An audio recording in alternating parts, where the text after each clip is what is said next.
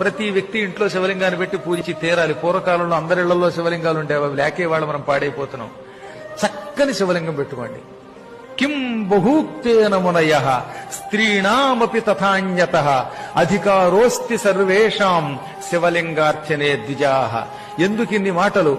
శివలింగం అందరి ఇళ్లలో ఉండొచ్చు, అందరూ శివలింగాన్ని ముట్టుకుని పూజించవచ్చు. స్త్రీణామపి ఆడువారికి, తథా అన్యతః ఇతరులకు, అందరికీ శివలింగం మీద అర్చన మీద అధికారం ఉన్నది.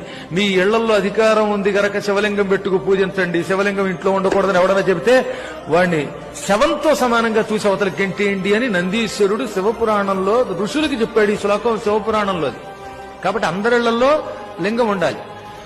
ఇళ్లలో ఉండి తీరాలి తప్ప ఆ గుళ్ళోకి వెళ్లి మనం ముట్టుకోవడానికి దానికి నియమాలు ఉంటాయి. అక్కడ అర్చకులే పెడతారు. కానీ నీ ఇంట్లో నువ్వు లింగం పెట్టుకుని పూజించవచ్చు.